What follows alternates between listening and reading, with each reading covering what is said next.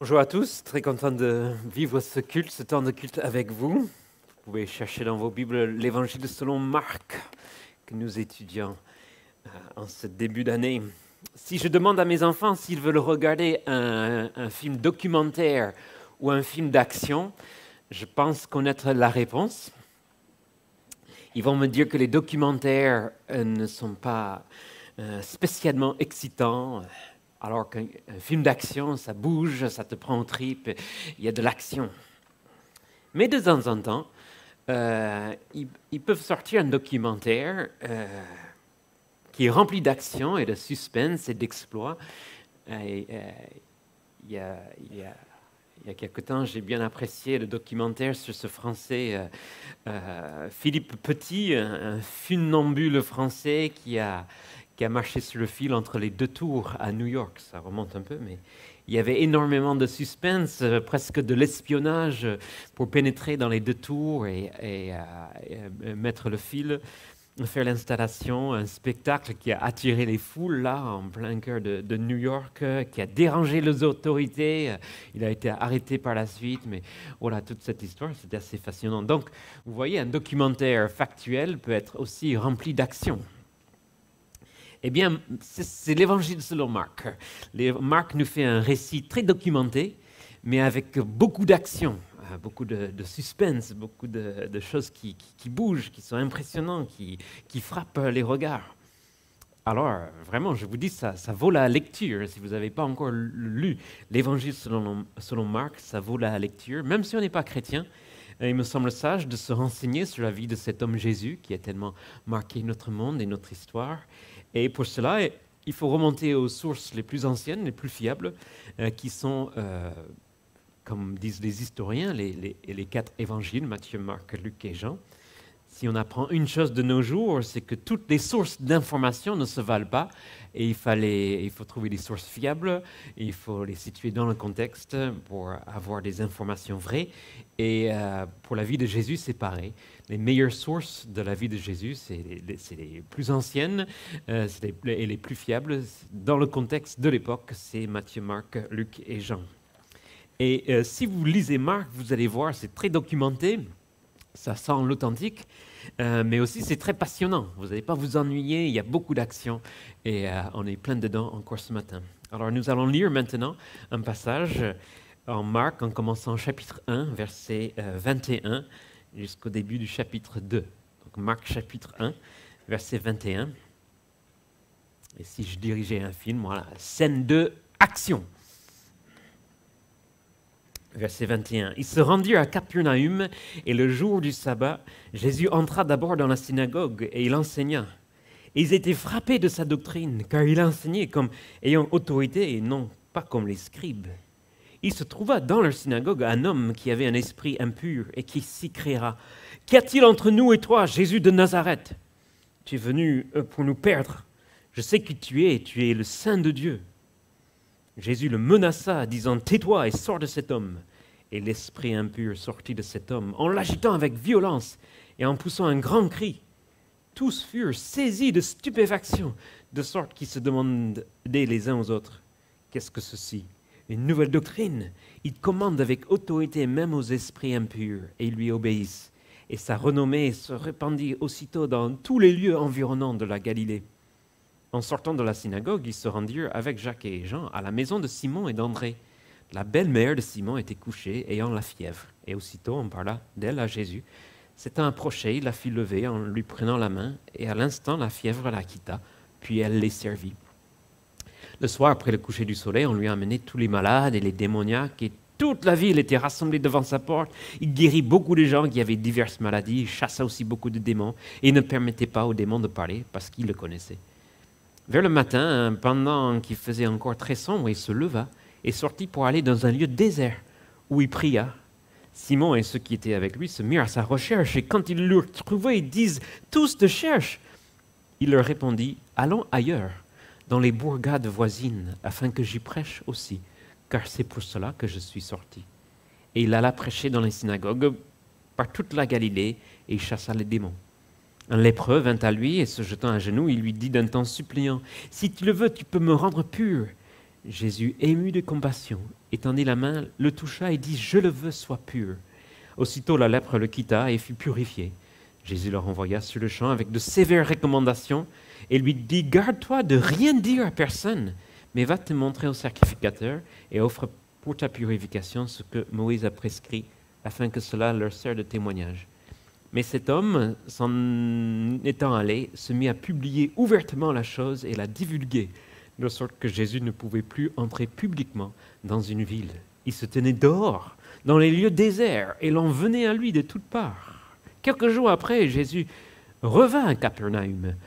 On apprit qu'il était à la maison, et il s'assembla un si grand nombre de personnes que l'espace devant la porte ne pouvait plus les contenir. Il leur annonçait la parole. Les gens vinrent à lui, amenant un paralytique porté par 4 hommes. Comme ils ne pouvaient l'aborder à cause de la foule, ils découvrirent le toit de la maison où il était et descendirent par cette ouverture le lit sur lequel le paralytique était couché. Jésus, voyant leur foi, dit au paralytique, « Mon enfant, tes péchés sont pardonnés. » Il y avait là quelques scribes qui étaient assis et qui se disaient au-dedans d'eux, « Comment cet homme parle-t-il ainsi? Il blasphème. Qui peut pardonner les péchés si ce n'est Dieu seul ?» Jésus, ayant aussitôt connu par son esprit ce qu'ils pensaient au-dedans d'eux, leur dit, « Pourquoi avez-vous de telles pensées dans vos cœurs? Lequel est le plus facile de dire au paralytique, « Tes péchés sont pardonnés » ou de dire, « Lève-toi, prends ton lit, marche » Or, afin que vous sachiez que le Fils de l'homme a sur la terre le pouvoir de pardonner les péchés, je te l'ordonne, dit-il au paralytique, « Lève-toi, prends ton lit et va dans ta maison. » Et à l'instant, il se leva, prit son lit et sortit en présence de tout le monde, de sorte qu'ils étaient tous dans l'étonnement et glorifiaient Dieu, disant, « Nous n'avons jamais rien vu de pareil. » Voilà, donc vous voyez que Jésus est rapidement devenu une sensation. Il commence son ministère, il commence à prêcher, et il attire des foules immédiatement. Il y a des foules partout dans verset 28, dans verset 33, dans verset 45, dans chapitre 2, verset 2. Les foules deviennent de plus en plus grandes. Et ces gens sont frappés, verset 22, ils sont stupéfaits, verset 27, ils sont étonnés, verset 12, chapitre 2. Donc, vous voyez un peu l'action et l'émerveillement qui est autour de ce personnage, Jésus. Et en particulier, ce qui semble les attirer, ce sont les guérisons. Ce sont ces miracles. Mais Marc, dans son récit, comme nous avons vu la semaine dernière, Marc nous prépare à pouvoir répondre à cette question. C'est le but de son évangile. Et c'est la question la plus importante. Qui est Jésus? Qui est Jésus? Qu'est-ce qu'il est venu faire? Et Marc nous écrit cet évangile en mettant un peu de suspense pour qu'on puisse, à mi-parcours, en chapitre 8, et même encore à la fin, pouvoir répondre à cette question, qui est Jésus? Et en lisant ce chapitre, si on pose la question maintenant, qui est Jésus, on aurait tendance, on aurait envie de dire peut-être Jésus est une sensation, Jésus est comme un magicien sensationnel, et Jésus est un guérisseur. Mais la question se pose, quelle était sa mission? Qui est-il? Est-ce qu'il est venu régler la situation sanitaire du pays? Est-ce qu'il est venu guérir toutes les maladies? Qui était Jésus? Qu'est-ce qu'il est venu faire? Vous savez, en début d'année, il est d'usage de se souhaiter bonne année et surtout la bonne santé, ce qui est le plus important. Et c'est vrai, quand on souffre, on aimerait dire que oui, c'est le plus important. Cela fait plusieurs années maintenant que le thème majeur mondial concerne la santé et la condition sanitaire. Jésus aussi, ce qui est touchant, il s'est beaucoup intéressé à la santé des personnes. Il a fait de nombreuses guérisons. Mais comme nous allons voir ce matin, et comme Marc va vraiment souligner, la priorité de Jésus en tant que Messie, en tant que Christ, n'était pas la guérison physique, mais la guérison spirituelle à travers sa parole d'évangile et à travers le message de pardon. Et si on a compris ça, on est prêt à répondre à cette question qui est Jésus, et on est prêt à vivre des vies équilibrées encore en 2022. Donc voyons cette priorité ce matin, cette priorité sur la guérison spirituelle par le pardon des péchés. Et pour offrir ce pardon complet, Jésus, oui, a fait de nombreuses guérisons. Mais nous allons voir d'abord la priorité établie. Ensuite, la priorité contestée, testée, et cette priorité illustrée. Donc, voyons comment Jésus établit cette priorité d'une guérison spirituelle. Alors, ce texte, notre partie, commence à Capernaum, dans la synagogue. Et là, Jésus, déjà, ça commence avec son enseignement, sa doctrine. Ils sont frappés de sa doctrine, verset 22. C'est déjà bien d'être frappé par sa doctrine, cette autorité de sa parole, son message, son enseignement. Et ils sont frappés parce qu'il enseigne avec autorité, non comme les scribes. Et puis, au milieu de sa prédication, un homme avec un esprit impur se mit à crier dans la salle. Alors, pour ceux qui aiment l'action, là, vous êtes bien servis parce que ça devait être impressionnant. C'était plus animé dans la synagogue ce jour-là que dans l'hémicycle de l'Assemblée nationale cette semaine. Un homme qui crie comme ça, habité par un démon. Et Jésus chasse ce démon avec l'autorité de sa parole. Et regardez la réaction des gens, verset 27. Tous furent saisis de stupéfaction, de sorte qu'ils se demandaient les uns aux autres, qu'est-ce que ceci? Une nouvelle doctrine. Il commande avec autorité, même aux esprits impurs, et ils lui obéissent. Qu'est-ce qu'ils disent? Ils disent une nouvelle doctrine. La parole de cet homme est avec autorité, et même les démons lui obéissent. Ils ne disent pas « Ah tiens, une nouvelle méthode d'exorcisme ». Ils ne disent pas une nouvelle formule magique de guérisseur. Non, ils disent regardez l'autorité de sa parole, regardez cette doctrine. Donc, en chassant ce démon, et avec la réaction de verset 27, ça confirme ce qu'il disait en verset 22. Cet homme enseigne, parle avec autorité. Les démons obéissent à sa parole. Donc, vous voyez, en chassant ce démon, Jésus confirme l'autorité de sa parole. C'est vrai que certains vont lire ces chapitres de Marc et dire que l'implication pour nous, les disciples de Christ qui veulent le suivre, c'est que nous devrions l'imiter et chercher nous-mêmes à reproduire ce genre de miracles, des exorcismes, des guérisons. Mais il me semble que Marc et le Nouveau Testament, dans son ensemble, nous poussent faire plutôt une autre implication. Nous, les disciples de Jésus qui veulent le suivre, nous devrions surtout écouter, suivre, obéir sa parole, dont l'autorité est si fortement confirmée, attestée par ce qu'il fait. L'implication est forte. Si les démons obéissent à sa parole, combien plus nous devrions? Les démons obéissent, combien plus nous, les chrétiens qui l'aimons, devrons obéir, suivre sa parole. Donc déjà, cette priorité commence à s'établir, c'est son enseignement, sa parole, son message d'une bonne nouvelle qui est prêchée avec autorité. Mais après cette scène à la synagogue, cette scène très tendue, très bouleversante, très dramatique, est suivie par une scène très calme, très domestique, dans un cadre privé. Ils vont chez Simon et André avec la belle-mère. Et là, la belle-mère est atteinte d'une fièvre et Jésus la guérit. Mais une telle scène, il n'y a rien de très spectaculaire. Hein. C'est dans le cadre privé. C'est même très étonnant qu'il soit inclus dans ce récit. Qu'est-ce que guérir d'une fièvre, une belle-mère? Qui s'intéresse vraiment à ça? Mais ça confirme encore l'authenticité. On se rappelle que Marc a recueilli certainement le témoignage de Pierre. Donc Pierre est bien en place pour se rappeler sa belle-mère. Puis Pierre, on apprend là que Pierre était marié, qu'il avait une belle-mère. On se dit, mais qu'est-ce que ça fait dans cette histoire? En plus, Jésus guérit la belle-mère de Pierre d'une fièvre, et puis elle leur sert le goûter ou le repas. C'est particulièrement non spectaculaire. Une fièvre. Si moi j'ai dit j'étais miraculeusement guéri d'une fièvre par un guérisseur après m'être couché et avoir pris un Doliprane, bon, vous dites ok.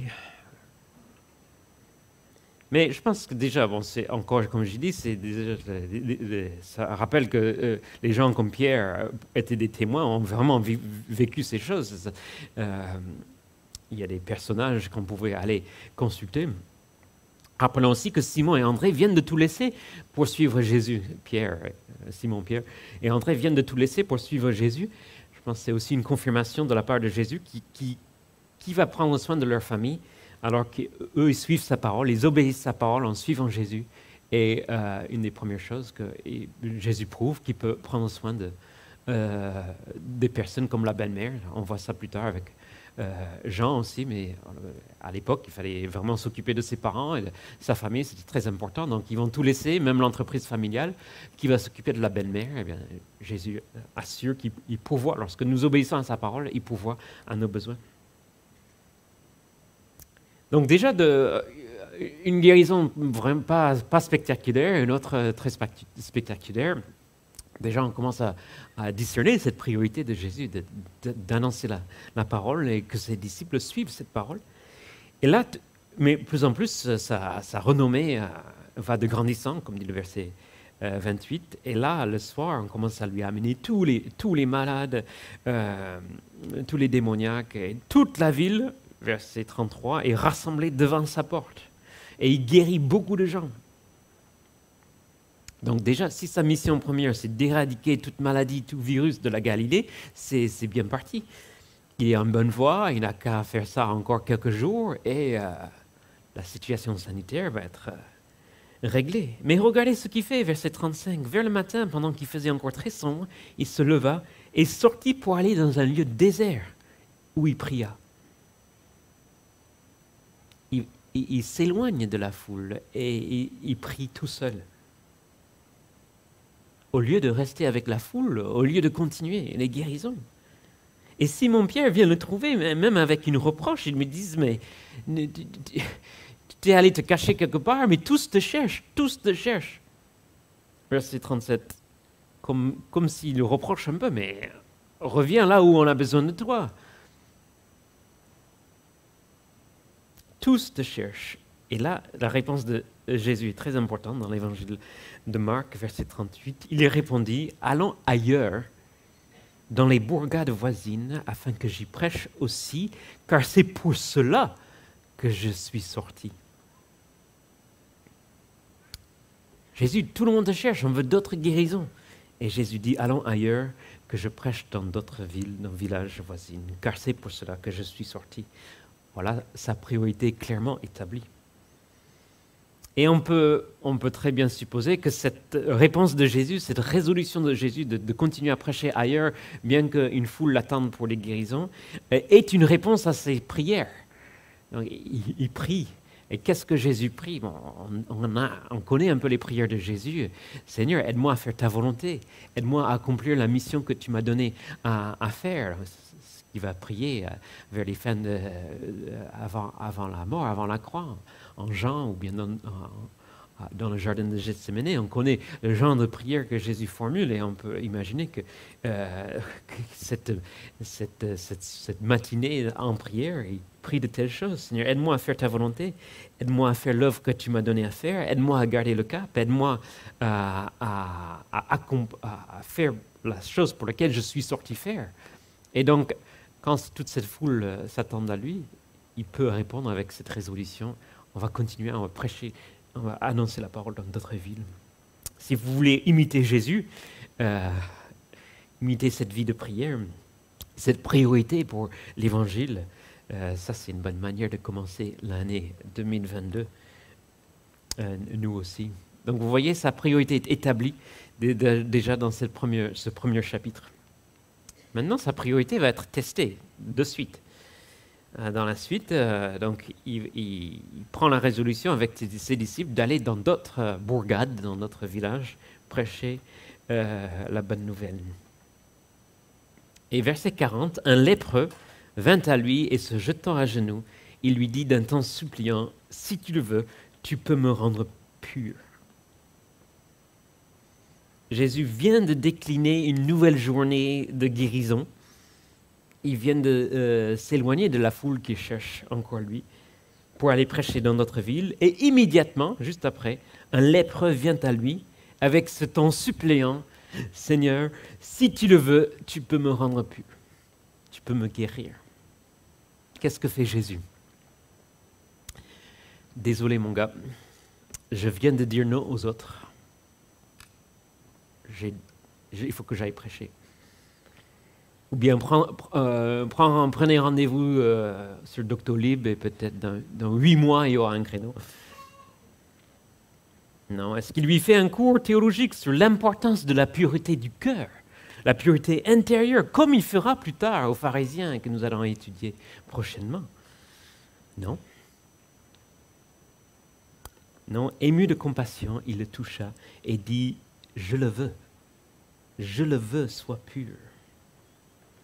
Est-ce que Jésus a oublié cette priorité que nous venons d'établir? Non, il y a des moments, la compassion est toujours prioritaire.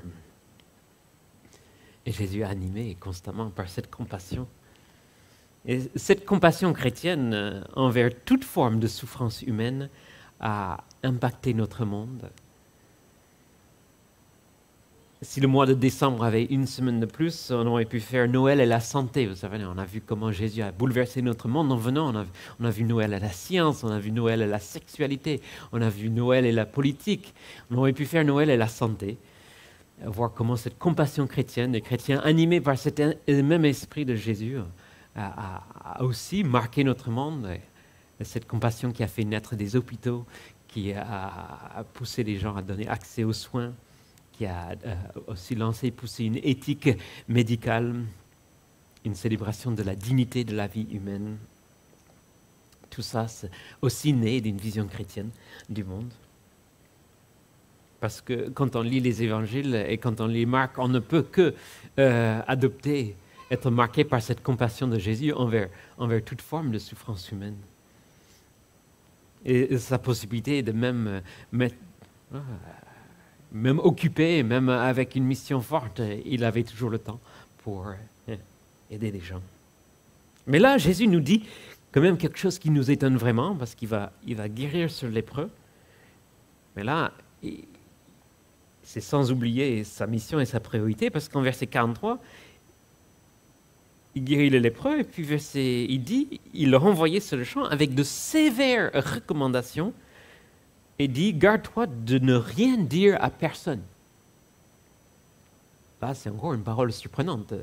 On est habitué à ce que, en tant que chrétien, il faut raconter, il faut dire à tout le monde qui est Jésus, ce qu'il a fait pour nous. Et ici, des sévères recommandations vers nous, de ne rien dire à personne. C'est quelque chose qui a toujours, si vous avez vous-même lu l'évangile de selon Marc, c'est des phrases comme ça qui vous ont étonné. Et tout le monde se pose la question, mais pourquoi cette interdiction d'en parler? Mais justement, Marc va l'expliquer, mais cet homme, il fait tout le contraire, son temps allait, difficile à... Quand on est guéri comme ça, il se mit à publier ouvertement la chose et à la divulguer, de sorte que Jésus ne pouvait plus entrer publiquement dans une ville. Vous voyez, là, Jésus sait qu'à force de parler comme ça va devenir très compliqué pour lui de prêcher dans les villes comme il avait annoncé, comme était sa priorité, comme était sa mission. Et donc, Marc souligne bien que de telles guérisons va rendre la prédication de Jésus encore difficile. Pour aller dans les villes, il voulait aller dans les bourgades voisines et maintenant il ne peut même plus entrer à cause de ces nouvelles de guérison. Alors pourquoi garder le secret? Pourquoi donner de sévères recommandations à un homme comme ça? Et on va retrouver ça dans d'autres passages de l'évangile de Marc. D'ailleurs, il dit aux démons aussi, ne dites rien. Vous connaissez qui je suis, mais pour l'instant, dites rien. Pourquoi le secret? Ils appellent ça le secret messianique. Pourquoi garder ce secret? Eh bien, Marc nous prépare à comprendre la suite de son récit. Marc ne veut pas qu'on se trompe sur le but de sa venue. Et le but de Marc, c'est de nous aider à savoir qui est vraiment Jésus. Donc, il va nous préparer par de nombreuses scènes à pouvoir répondre à la question, qui est Jésus? Et il va pouvoir qu'on dise, nous, Jésus, que l'identité de Jésus, c'est le Messie, ce n'est pas un médecin en soi. Oui, il vient pour nous en délivrer, oui, il vient pour nous guérir, mais il veut nous délivrer et nous guérir pour l'éternité. Et donc, il va devoir, pour cela, marcher vers la croix. Vous êtes d'accord? Cet homme guéri du lèpre, il peut ensuite attraper le Covid. Et s'il guérit du Covid, il peut avoir un cancer. Et s'il guérit d'un cancer, il peut être encore méchant avec sa femme, ou malhonnête au travail, ou vivre dans la peur, ou nourrir des pensées impures dans son cœur. Comment on va régler ces choses-là? Et justement, la compassion de Jésus pour nous veut régler ces choses-là. Donc, il ne veut pas que juste des nouvelles de guérison se répandent et les gens se trompent sur son identité. Il veut que les gens écoutent le message de sa parole. Donc, cette priorité est testée, mais elle est maintenue. Bien sûr, il est bon de rappeler aussi que le cahier des charges d'un Messie n'est pas le même que celui d'un ambulancier ou d'un urgentiste, d'une infirmière de nos jours. La priorité du Messie, c'est de sauver le monde, c'est d'annoncer et d'opérer la bonne nouvelle et de sauver le monde. Un professionnel de la santé, pendant ses heures de travail notamment, il n'a pas forcément la même mission, la même priorité. Si vous appelez un ambulancier parce que vous avez vraiment besoin, vous ne voulez pas qu'il dise « Bon, allons ailleurs dans les bourgades voisines afin qu'on distribue des traités d'abord sur l'Évangile et après je vous amène à l'hôpital. »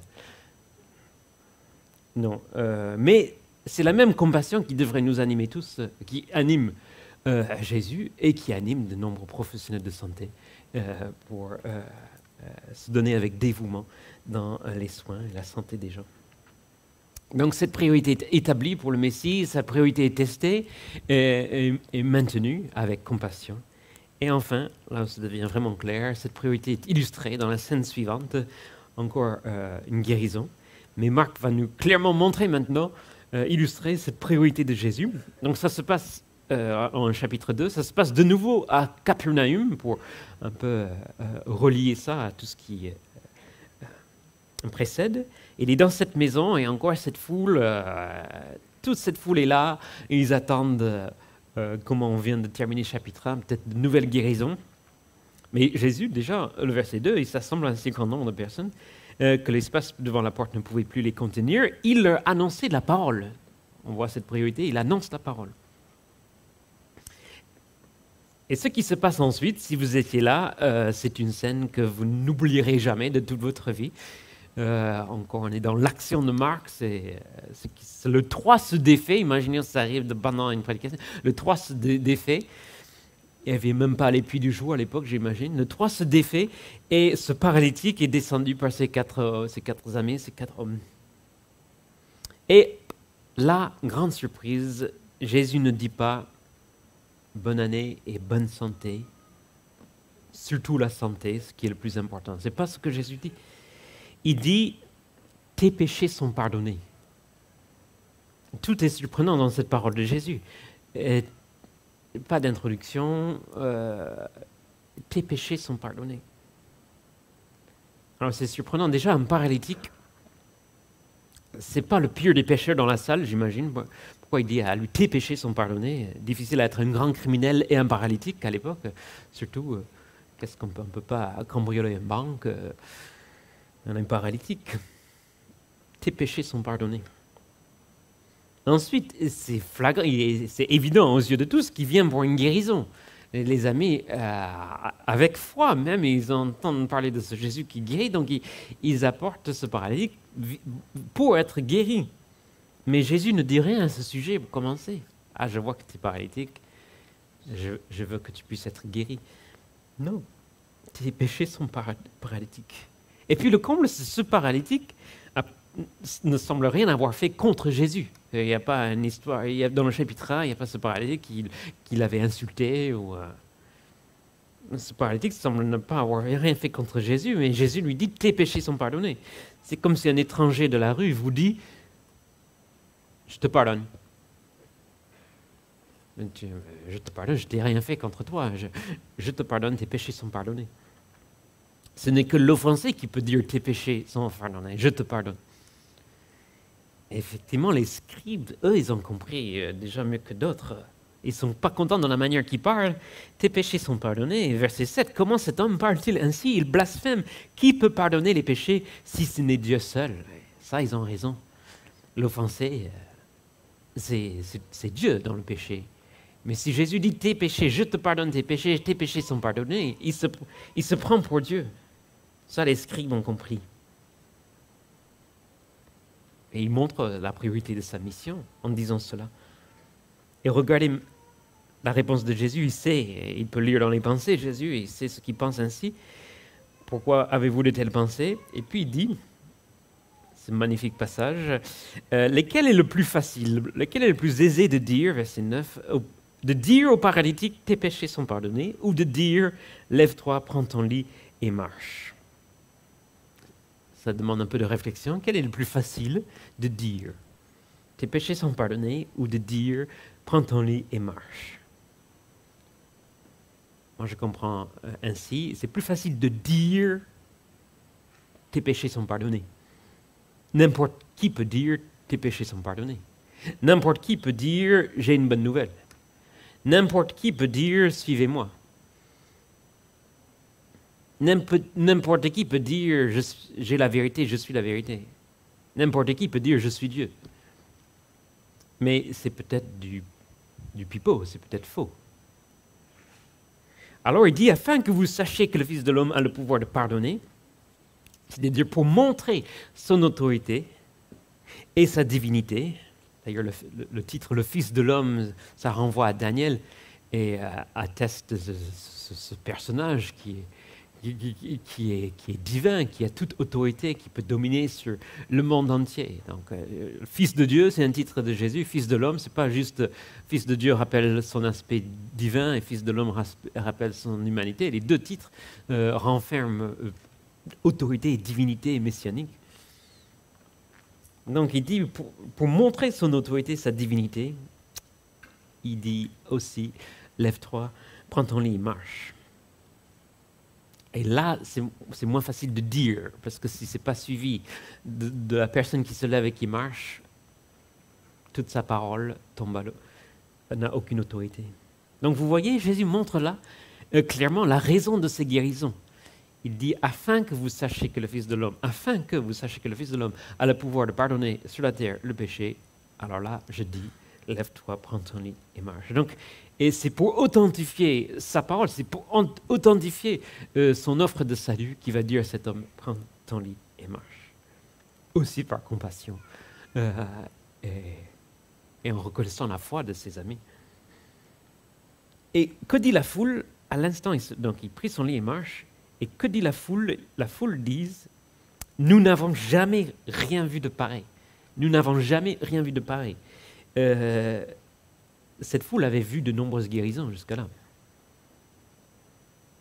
Mais ce qu'ils voient cette fois-ci, c'est un homme qui se prend pour Dieu, qui prouve qu'il est, et qui offre le salut, le pardon complet. D'ailleurs, c'est fort, il dit, le pouvoir, le Fils de l'homme a sur la terre le pouvoir de pardonner les péchés. Sur la terre, le pouvoir de pardonner les péchés. C'est ce pardon qu'il offre, quand il dit « tes péchés sont pardonnés », c'est complet, c'est immédiat, c'est sur la terre, c'est pas un jour après le purgatoire ou d'une manière spirituelle plus tard. Non, c'est aujourd'hui, c'est maintenant, c'est complet, c'est sur la terre que Jésus peut offrir un pardon complet. Qu'est-ce qui est plus facile de dire? Tes péchés sont pardonnés. Pas facile de dire, lève-toi et marche. Jésus prouve en disant lève-toi, qu'il peut aussi dire, prends tes péchés sont pardonnés. Par contre, qu'est-ce qui est plus facile à faire?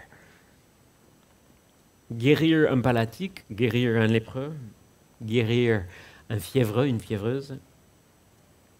Quand on regarde les évangiles, ça semble des choses même assez faciles pour Jésus. Mais offrir, acquérir un pardon complet pour nous tous, sur la terre, c'est-à-dire complet maintenant, définitif, ça sera une chose plus difficile pour lui. Pour pardonner, Jésus va lui-même devoir devenir tout faible, se laisser enchaîner par les forces du mal, porter nos douleurs, nos forfaits, nos maladies, comme nous avons chanté. Il va devoir souffrir dans son corps, être abandonné de la foule, cette foule qui veut constamment affluer autour de lui pour voir les guérisons. Ils sont là, ils ne sont pas là lorsqu'il est sur la croix. Il va devenir le bouc émissaire et mourir. Ça, c'est pas facile, mais Jésus l'a fait par compassion. Vous voyez, nous venons à Jésus avec ce que nous apercevons comme étant nos besoins, Mais il sait le besoin encore plus grand. Et le besoin le plus grand pour nous tous, c'est son pardon, c'est son salut. On ne le pense pas toujours, mais pour cet homme, un paralytique, la première chose, sa priorité, tes péchés sont pardonnés. Nous avons encore besoin d'entendre et d'obéir à sa bonne nouvelle en priorité, à sa parole. C'est sûr que nous avons nos idées de ce à quoi une bonne année 2022 ressemblerait, mais Jésus a certainement mieux en réserve pour nous lorsque nous suivons sa parole. Bien sûr, il arrive que Jésus envoie une bénédiction, une guérison, une circonstance heureuse pour nous éveiller à sa réalité, pour nous donner un aperçu du monde nouveau, ce règne qui vient un jour où sera anéanti et éradiqué tout mal, toute maladie, toute mort. Jésus nous envoie des choses comme ça parce qu'il est rempli de compassion. Mais sa priorité est de nous offrir tellement plus que la garantie d'une santé physique provisoire. Sa priorité est de nous offrir une éternité avec lui, d'où le besoin du pardon et de salut. Si vous venez à Jésus que pour une guérison physique, la suite, on peut retomber malade. Si vous venez à Jésus pour le salut en priorité, vous connaîtrez une éternité de bonne santé. Mais la priorité, c'est régler ce qui nous sépare avec Dieu, avec cette éternité. Et ça, c'est le péché.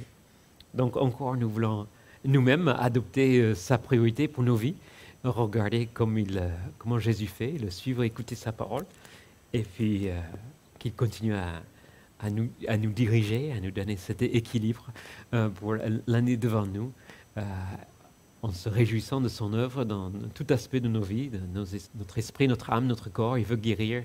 C'est ce que nous avons chanté dans de nombreux cantiques ce matin. Et c'est le Dieu guérisseur, il guérit.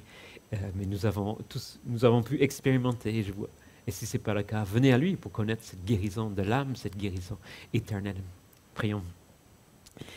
Seigneur, nous te remercions pour cet évangile rempli d'actions, rempli des scènes étonnantes, dramatiques. Si on était là, nous aussi, on a été bouleversés, on a posé des questions.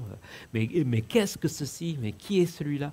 Et nous te prions de nous aider à arriver à la bonne réponse. Celui-là, c'est le Sauveur, c'est notre Sauveur, c'est celui qui peut vraiment nous offrir bien mieux de ce que nous imaginons, de ce que nous demandons. Il peut nous offrir un salut éternel, un salut complet.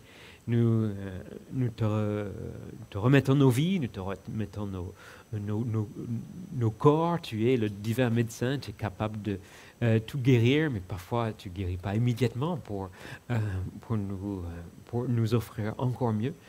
Nous te prions pour ceux de notre Église qui souffrent, qui sont malades. Nous te prions de les fortifier, les accompagner, leur enseigner des choses, leur montrer un sauveur magnifique et beau.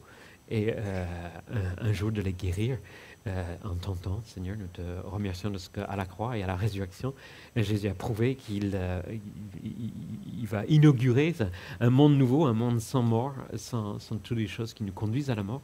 Et nous te remercions pour la grande compassion qu'il a montrée à la croix et qui peut nous animer dans notre quotidien envers d'autres qui souffrent, quelle que soit la forme de souffrance. Nous voulons vivre des vies remplies de compassion pour d'autres.